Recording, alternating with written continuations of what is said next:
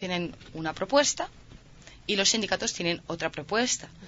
Y entonces, entre esas dos propuestas, que obviamente cada uno tira por sus propios intereses, entre esas dos propuestas se produce lo que se llama ese diálogo social, esa negociación para llegar a límites que sean aceptados por las dos partes y que el gobierno tiene que también aceptar, pero tiene que mediar un poco para que exista ese consenso, ¿no? Lo que ha ocurrido aquí es que el gobierno simplemente se ha inhibido, por decirlo de alguna manera, de ese papel de garante, ¿no? De ha tomado mediador. solo la decisión, sin consulta. No, lo que pasa es que el gobierno lo que estaba diciendo es que claro, que había llamado a los actores sociales y que entre ellos, claro, no se estaban poniendo de acuerdo. Y es normal, o sea, es normal en una situación tan de crisis, es normal que la negociación sea muy dura, pero el gobierno tiene que garantizar la negociación y hablar con los empresarios, hablar con los sindicatos y decir, bueno, tú puedes ceder un poco en esto, tú puedes ceder un poco en aquello otro. Eso es lo que se llama la negociación colectiva y el diálogo social, ¿verdad? ¿Qué ocurre? El gobierno, desde mi punto de vista, se ha inhibido, ha dicho, yo no quiero saber nada de esto. Y ante las cámaras y ante la opinión pública lo que ha hecho es decir, hasta que no se pongan de acuerdo, nosotros no decimos nada, ¿verdad? Claro. Pero luego, claro, luego no ha habido ese pacto social, pero luego lo que ha hecho ha sido directamente proclamar este decreto ley, sin consultar, sin consensuar, sino que directamente lo ha hecho como decimos ya por debajo de la mesa, ¿verdad? Y claro, la historia es que visto las nuevas medidas que se están tomando en ese decreto ley, lo único que uno puede pensar es, bueno, los empresarios estaban pidiendo. Claro. O sea, no ha hecho caso a los sindicatos, ha hecho lo que los estaban pidiendo. Entonces, bueno, qué duro. Bueno, y digamos, paralelo a esto, ¿qué ha pasado, qué ha hecho el movimiento social en España frente a esta situación? Bueno, pues hay muchas concentraciones, hay muchas marchas, ¿verdad? Los movimientos sociales, además, están en un momento muy emergente en España y sí están haciendo, digamos, concentraciones, marchas, pero como todo en días diferentes, en lugares diferentes. Entonces, el movimiento social, ¿a qué llama ahora? Sobre todo el movimiento social y sindical. ¿A qué está llamando ahora? A hacer un paro general de toda actividad. Una huelga general. ¿Para cuándo quisieran hacer esto es el día 29 de marzo, ¿verdad? Entonces, ya se han hecho otras huelgas generales, ¿verdad? Pero esta tiene realmente... No es que tenga más sentido que las anteriores, sino que esta es necesaria. Es necesaria porque nunca hemos estado con una situación como la que tenemos ahora. O sea, los sindicatos ya han calificado esa reforma de una reforma histórica que nunca antes se había dado. Entonces, se quiere concentrar en ese día 29 de marzo todas las fuerzas sociales para hacer un llamado, ¿verdad? Esto a nivel nacional, toda España. A nivel nacional, de toda España, sí. ¿Qué harán ustedes por aquí y cómo nos podemos sumar? ¿Cómo podemos también hacer muestras de solidaridad con las y los trabajadores y el movimiento sindical? Claro, nosotros, digamos, toda la comunidad española, como tal en el país, por la legislación interna que tenemos, no podemos hacer marchas o no podemos manifestarnos, ¿verdad? Pero sí podemos concentrarnos delante de la embajada. Y sí, o sea, ese derecho de reunión sí es válido porque nos estamos manifestando no por la política interna, sino por la política española, ¿verdad? Entonces, hemos llamado a una concentración a las 9 de la mañana, el día 29 de marzo, en frente de la embajada. Por otro lado, las organizaciones, vamos a llamar a las organizaciones sindicales que quieran solidarizarse en este sentido, a las organizaciones sociales que quieran asimismo solidarizarse, para que, o sea, tenga realmente un efecto, ¿no? O sea, no solamente que la embajada vea que hay gente, sino que la embajada transmita en el descontento desde El Salvador hacia Madrid, ¿no? ¿Y van a entregar algún documento a la embajada? Sí, estamos en la elaboración de un documento, ¿verdad?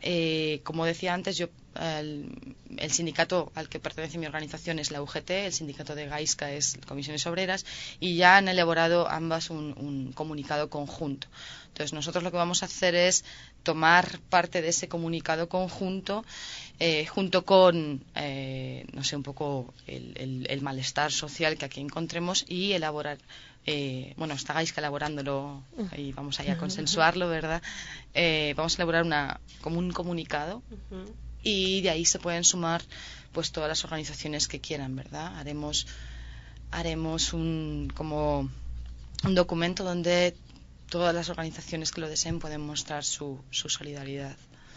Todo este esfuerzo que se está haciendo para el 29 es para que haya un cambio en esta reforma directamente, ¿verdad, Alba?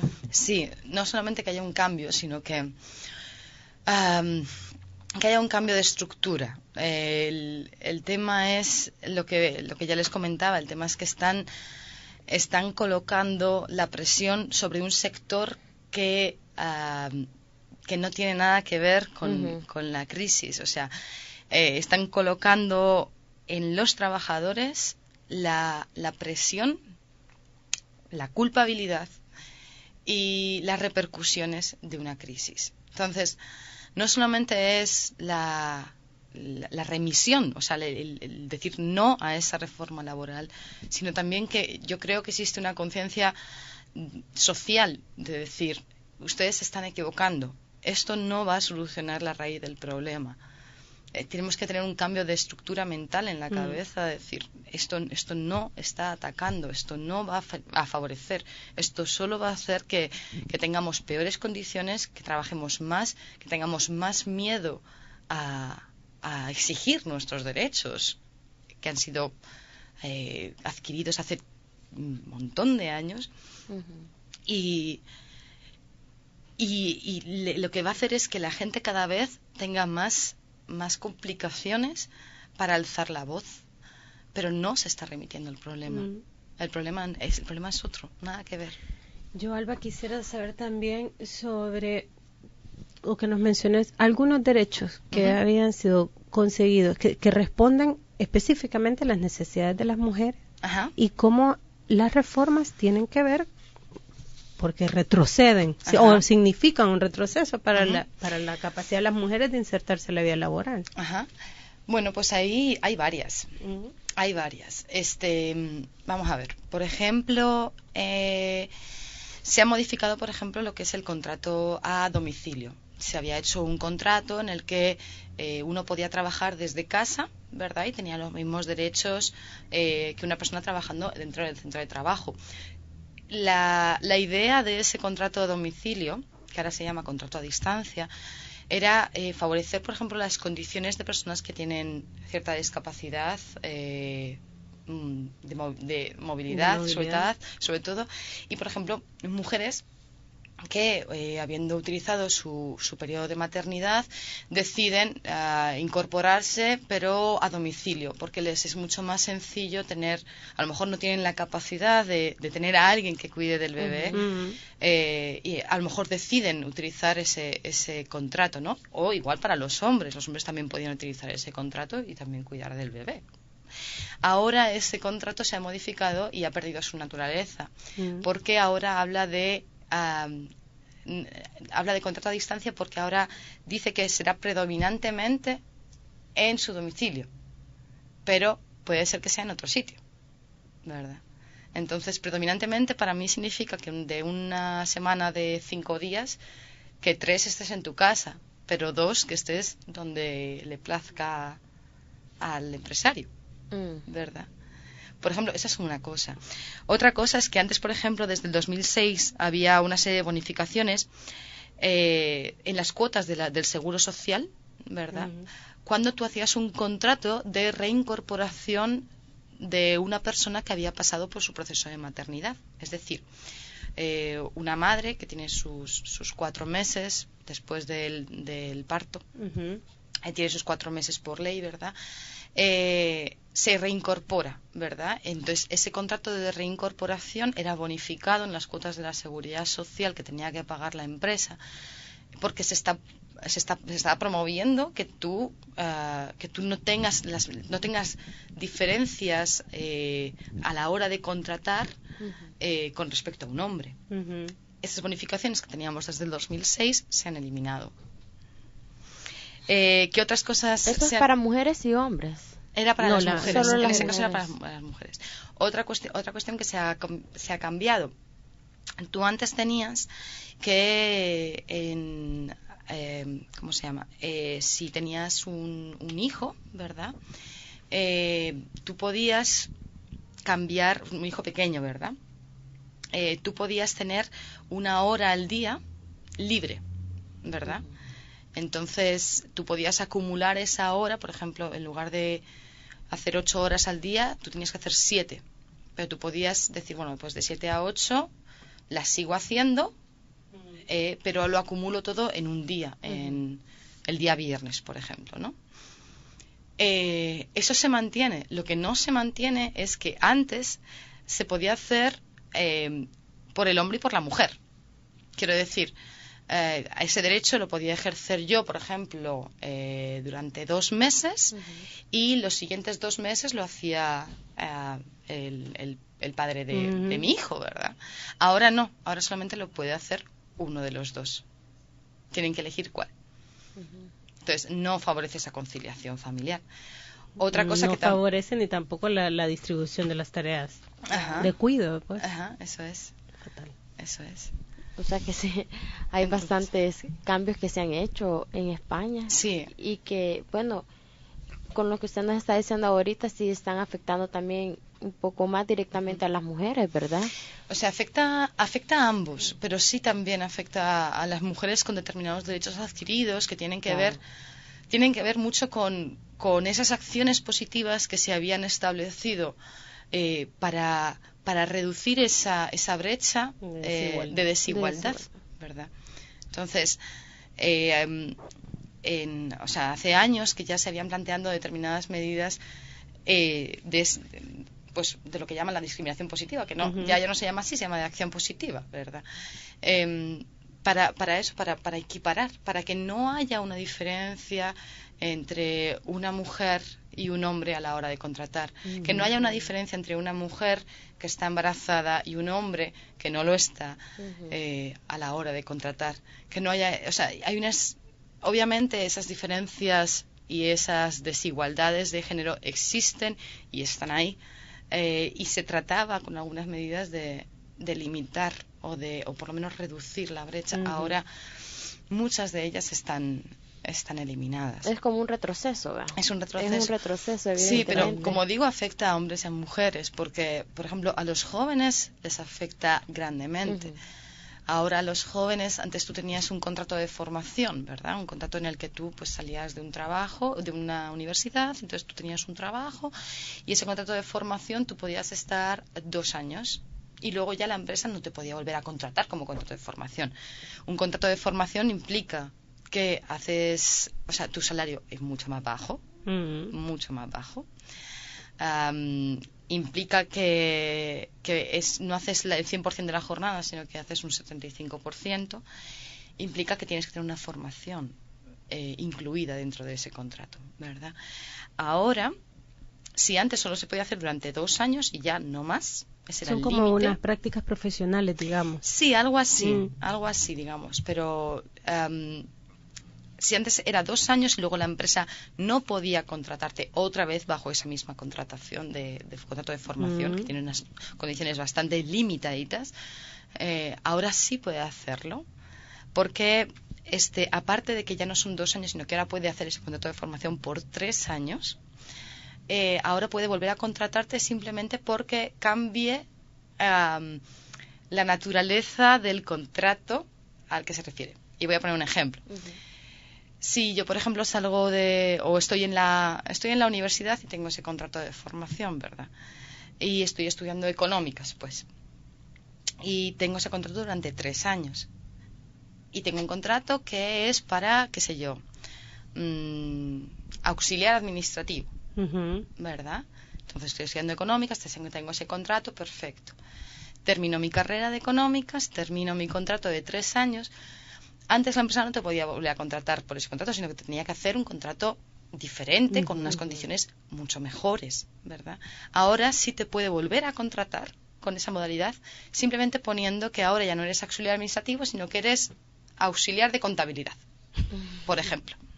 Entonces, y claro, antes el límite de edad para ese contrato era de 25 años, o sea, hasta los 25 años te puedo contratar así, desde los 16 para menores emancipados hasta los 25. Ahora es desde los 16 hasta los 30. O sea, yo puedo estar prácticamente hasta los 33 años, porque si me contratan a los 30 tengo 3 años más, puedo estar hasta los 33 años con un contrato de formación.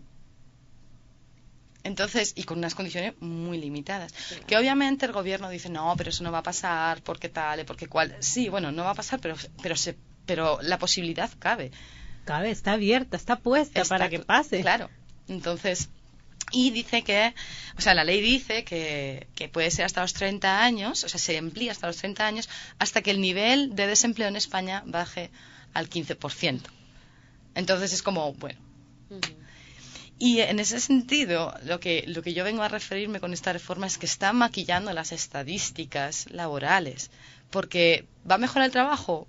Bueno, pues puede ser que haya más contrataciones, pero ¿qué clase de contrataciones? ¿Qué clase de condiciones? O sea, es maquillar realmente lo que está pasando. ¿Que va a bajar el paro? Pues depende. Por temporada será que sí, por temporada será que no. Porque es eso, se precariza mucho. Claro. Las condiciones, el miedo es básicamente en lo que se va a desarrollar todo el tema de la contratación, porque sí va a haber miedo por todo.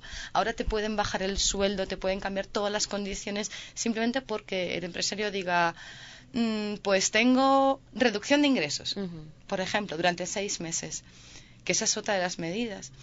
Habla de que un empresario individualmente puede cambiar todas las condiciones de trabajo, salarios, sueldo, turnos, horario, jornada. Puede cambiar todas esas condiciones simplemente por una reducción de ingresos durante 6 meses. Pero cuando hablo de ingresos, no son beneficios, no son pérdidas. O sea, ingresos es lo que tú vendes. Entonces, voy a intentar poner un ejemplo.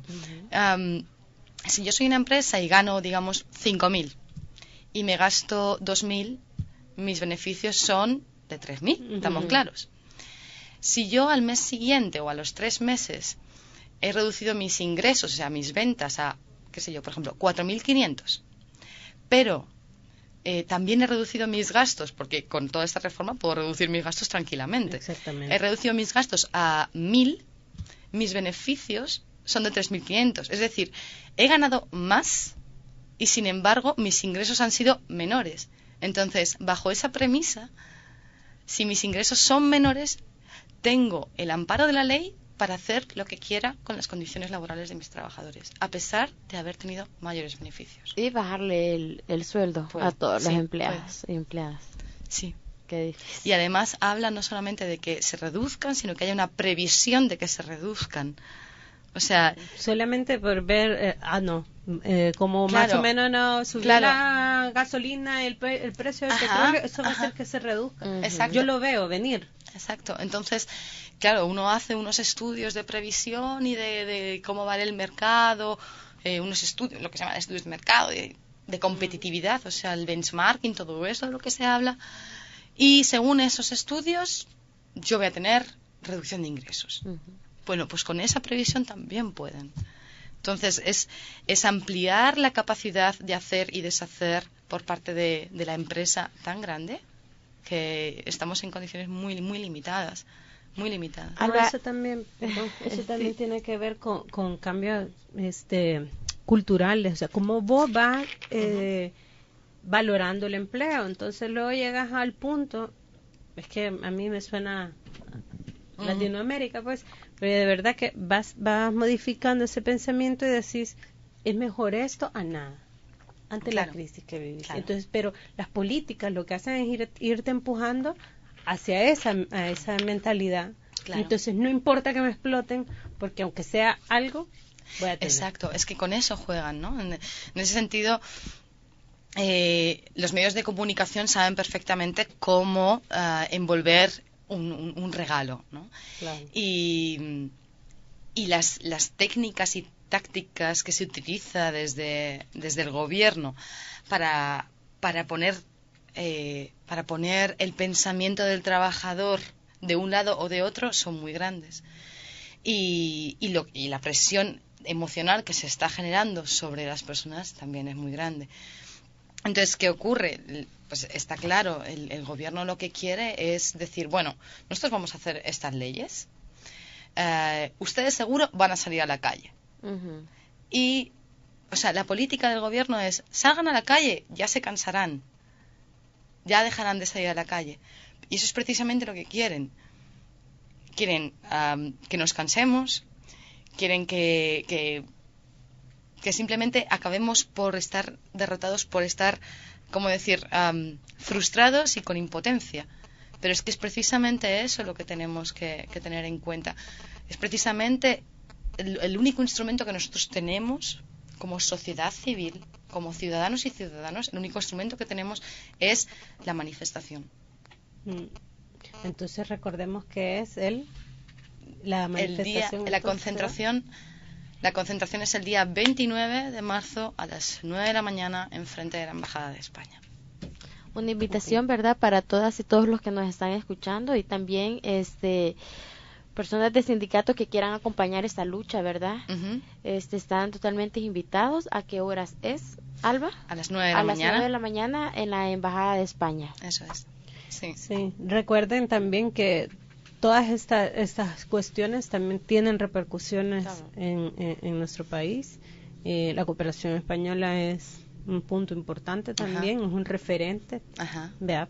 También para el gobierno. Sí. Entonces, llamado pues para el resto de organizaciones, siempre tiene revira contra. En el fondo es plantearse que existe un colectivo muy grande de salvadoreños y salvadoreñas viviendo en España también. Y que ellos están bajo esas normas. Entonces, teniendo en cuenta el poder empresarial que existe en este momento, esas personas, que son muchos familiares, se ven afectados por ello e indirectamente la gente de acá.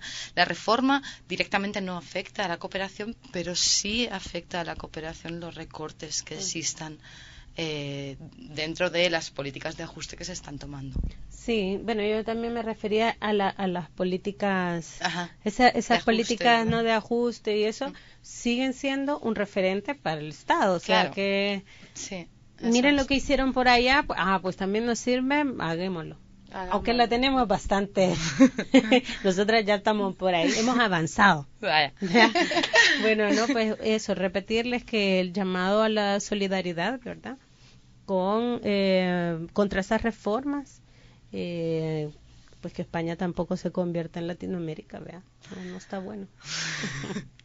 Bueno, sobre todo que tomemos conciencia de que somos ciudadanas y ciudadanas sujetos de derecho, que tenemos esos derechos por el simple hecho de ser seres humanos, que el Estado no tiene en ningún momento la capacidad de limitar esos derechos sin una justificación clara, y que esa justificación no se ha dado. Entonces, nosotros tenemos esa capacidad de exigibilidad al Estado, de decir, basta, esto no, porque estás violando mis derechos. El derecho al trabajo es un derecho de segunda generación, pero tú no estás ni respetando ese derecho, ni garantizando ese derecho, lo estás vulnerando. Y el gobierno, el Estado, tiene la obligatoriedad de respetar esos dos. Si no, está cruzando un límite muy complicado. Bueno, gracias. Bueno, muchísimas gracias, Alba, por estar en la radio de todas y por venirnos a informar estas reformas que hay en España, que, como decía Mariana, afectan también, nos afectarían a nosotras. Como decía, que aquí todo lo que se escucha por allá se quiere hacer por acá, ¿verdad? Y también hacer un llamado a apoyar esta concentración que van a hacer en la Embajada Española. Sí. para que vayamos a apoyar, ¿verdad? Pues sí, ahí estaremos. Listo. Gracias. Bueno, gracias a ustedes. Bueno, muchas gracias. Hemos estado con Alba hablando sobre la reforma que hay en España y cómo esto afecta, ¿verdad?, directamente a todas y todos, a todas y todos, a todas y todos, a todas y todos, a todas y todos, a